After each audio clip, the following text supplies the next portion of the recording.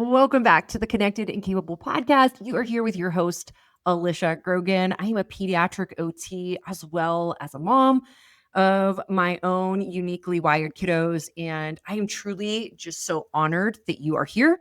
And I mean it when I say that because you have taken time out of your day to learn more about your kid or the kids you work with. I know we have a lot of therapists and teachers that follow along here on the podcast too. And I'm so grateful for you taking the time to get inspired, to have a fresh perspective, to have some strategies and ways to really help your child.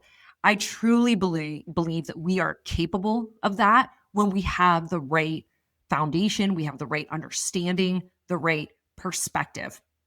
And so we are going to be digging into that today as we talk about the huge iceberg hiding underneath your kids' biggest struggle.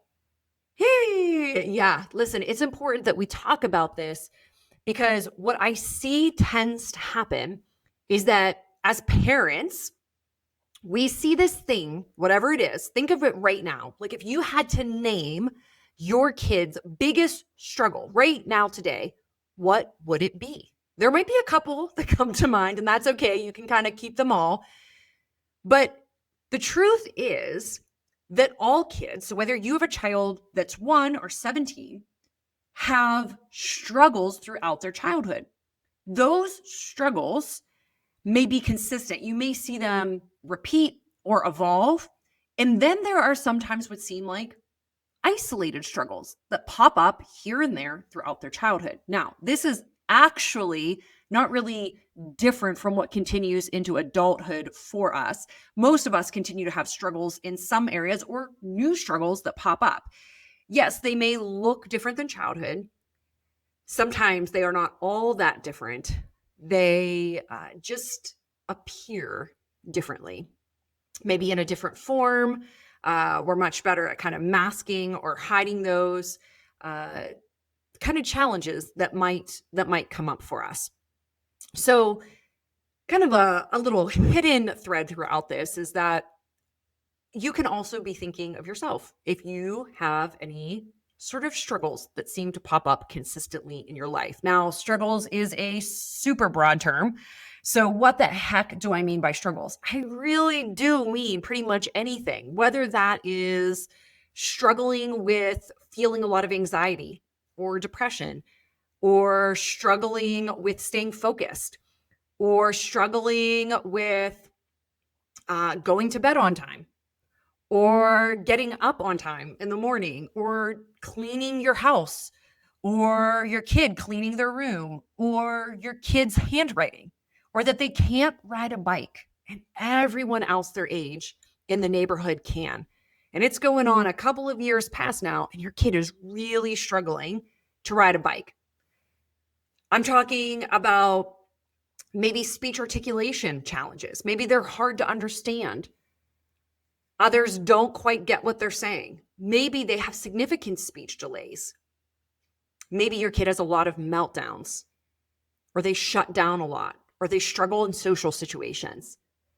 Gosh, these are just some of the vast array of challenges that we can have. And if you've been following along here, back in episode 2, we talked about retained primitive reflexes. And really, that's such a driver to literally every aspect of our life. Now, not all of our challenges for every person, for you or your child, are caused by these reflexes, but they potentially could be if those are still firing in the brain. So it's one of the reasons why we may see kind of challenges just in about every single form in our life.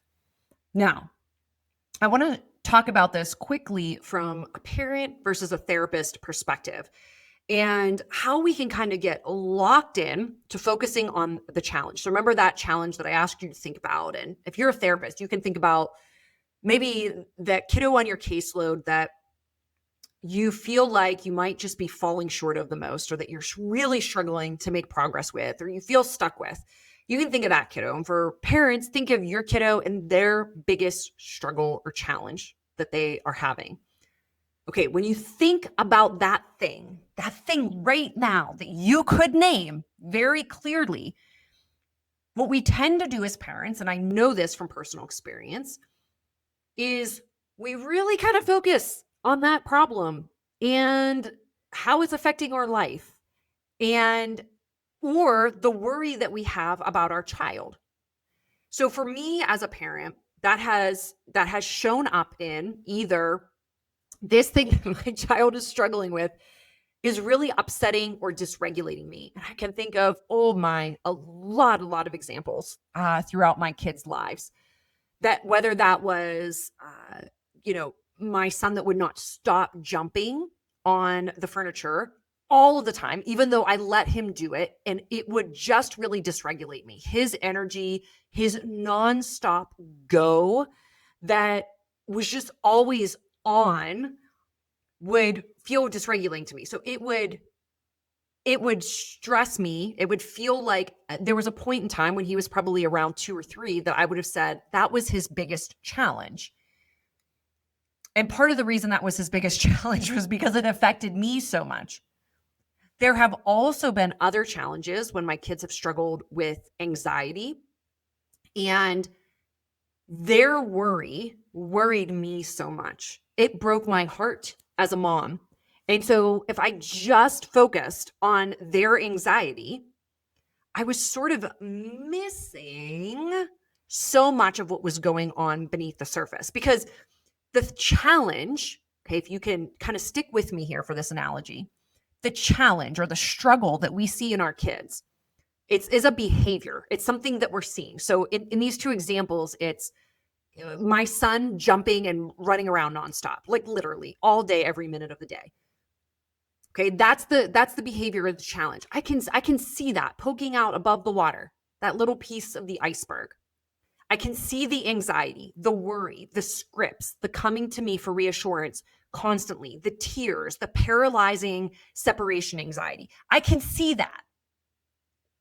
And in that moment, it's really hard when I have multiple kids and I'm trying to drop one kid off at school and get to the 30 other things that I need to do. And that one kid is crying and melting down as if we were being separated for the rest of our life. I can feel his panic. It is palpable. My stress immediately goes up. And in that moment, the only thing I want is a solution to make that transition easier for him, 100% for him, because my heart is breaking for him. And honestly, for myself, because this is so hard. Oh my gosh, it's so hard. And so I'm looking at that and I'm like, I need a solution for him to get to school without all this. I need him to sit down and just chill for a little bit. I'm a little worried that he can't sit still for long than 3 minutes. He's making me nuts. My gosh, he won't even read a book. He won't sit and play a game. Oh, that's kind of problematic. I need him to be able to sit right now. Those things don't happen. So there is no immediate solution, even though that's exactly what I want. I wish there was some magic fairy dust. Can somebody give me the trick to make this problem go away right now? Because it's hard. Now, from the therapist point of view, and I think this is helpful for parents to hear as well, for teachers or therapists, when we are working with a kid, now the dynamic certainly changes. I am not the parent now, and I am showing up for this kid kind of in a different way, seeing them through a different lens. I have my OT hat on, and so I'm not just doing my normal everyday life. And fortunately, as a therapist, most of the time, I'm really fortunate that I'm working one-on-one with a kid. Yes, group therapy. I run a sensory summer camp where there's multiple kids. There's lots of different dynamics that happen. But traditional like OT, PT, speech therapy, we are one-on-one with a kid. Now, speech, I know, have a lot of group sessions. But if I'm working one-on-one with a kid, they get my whole attention. That is my job. That 30 minutes, that hour, I'm there for it. But there is something that is driving me, and it is their goal. I need to be showing that I'm working on it. I need to be showing that I'm making progress on it. So if they have a goal for what they have goals for the biggest challenges in their life that fall under my scope of practice. So that's usually handwriting. It's probably some fine motor goals, like can they string beads? Can they cut with scissors? Can they color? If those goals are basically why I'm getting paid as a therapist. I need to be working on these things. But again, when I am looking at this kid can't cut with scissors, I just need to keep practicing scissors. I'm looking at the top of the iceberg. I'm looking at their biggest challenges. They're listed on a piece of paper for me, for goodness sakes. So I need to focus on those things.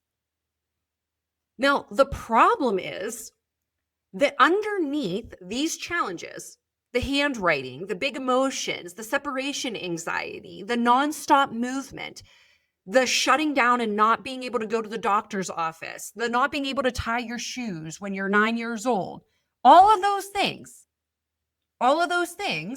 seem like this immediate problem that I can put my finger right on. But the truth is, and this is so important, that there is a huge iceberg that's sitting beneath the surface that you can't see, that is the root of these challenges.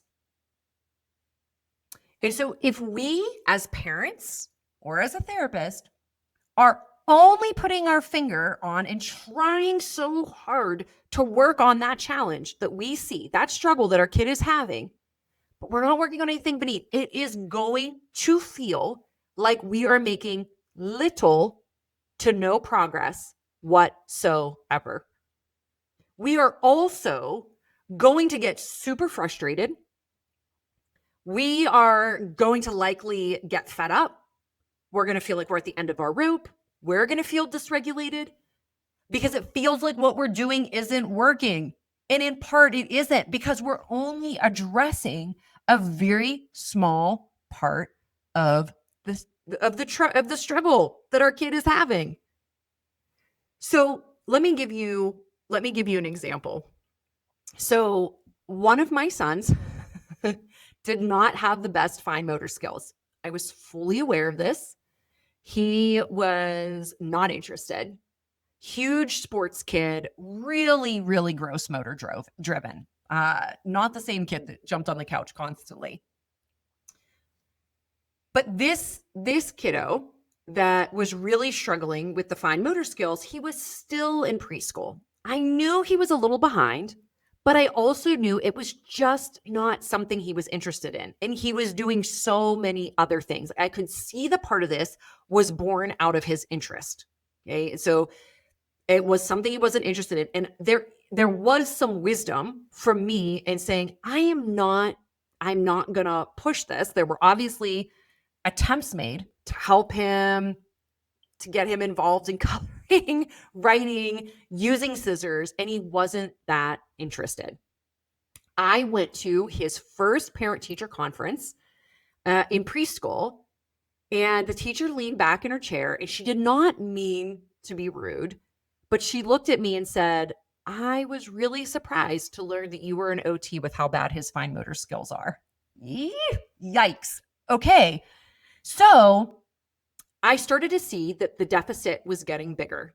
The gap was getting wider. And I realized, okay, I probably need to address this now.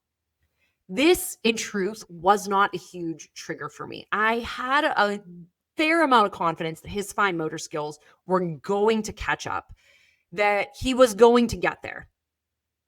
So we started to work on them, but it did not start with just him sitting down and practicing writing. We did a lot of other things that you might think have nothing to do with handwriting. For instance, one of the first things that I did, which, was something we had in our home, but I started using it with more intention, was getting him on a scooter board and having him ride it up and down our hallway on his belly while he pushed with his hands. Why? because it was developing hand strength. And if he did have any of those retained primitive reflexes in his hands, there are two called the palmar in Babkin, it was going to help integrate those reflexes. Okay, so it was just a little bit of a nod that I was working on towards that goal. Okay, so I was really trying to look at what is beneath the surface, and we're not going to just work on the handwriting skills. Of course, we were working on handwriting as well. Fortunately, his handwriting skills improved and his fine motor. It was a slow process. Again, it wasn't a huge area of concern of mine because of how young he still was, even though he was a little behind his peers. I knew that it was something that we would work on over time.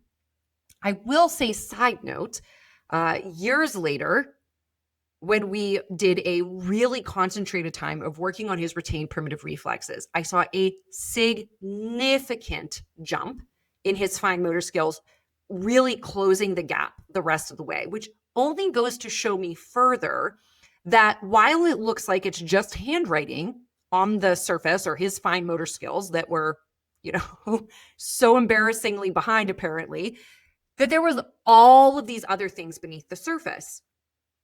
There was hand strength and retained primitive reflexes that were going on. And when we're talking about handwriting, there are so many other facets that can also be playing a role. Our sensory processing can actually play a huge role in handwriting.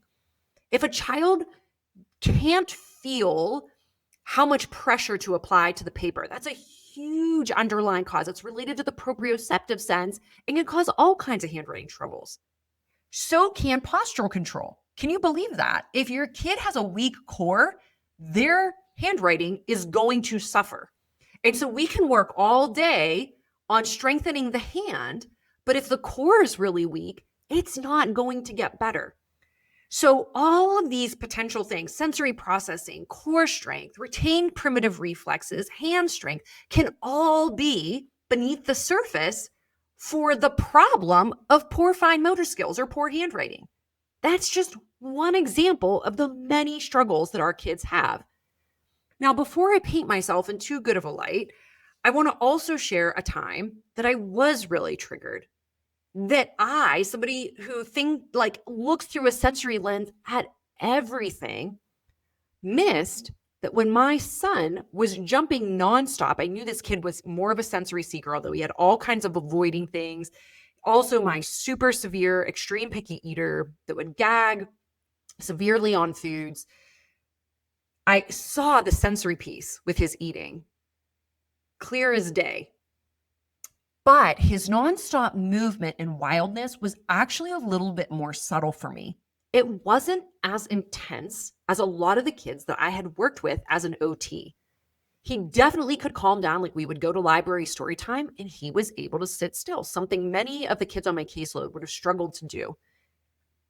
So I could see him when he had to focus in, but there were so many times at our house that there was just repetitive, almost stimming-like behaviors. Of course, years later, he ended up getting diagnosed with ADHD, inattentive type, not the hyperactivity component, because he is able to control it. But he does have this bend towards more movement. He now does a daily workout to help with that, something he has initiated on his own as a teenager, because he recognizes those needs within his own body. He can still be kind of fidgety around the house, but I missed it. And I was getting so frustrated with him. I had young kids at home. I was tired. I was not sleeping enough. I was not eating well. I was probably not drinking enough water. I was baseline dysregulated already. I had a lot of things on my plate. I had two kids that were really close in age. And I really slipped into feeling like this kid was making my life difficult. He was not listening. What was I doing wrong with this kid? And it finally hit me one day in a moment when I was feeling regulated and calm, and I was reflecting on him that, oh my gosh, this was sensory too. This not listening, the nonstop movement, the not listening was a big part of it. Me giving him verbal directions and him not following through, or being able to really even hear what I was saying. Why? Because he was dysregulated. He was trying to regulate his own system. Why? Because he had some delays in his executive functioning skills. I didn't know that then, but that's what was lying beneath the surface.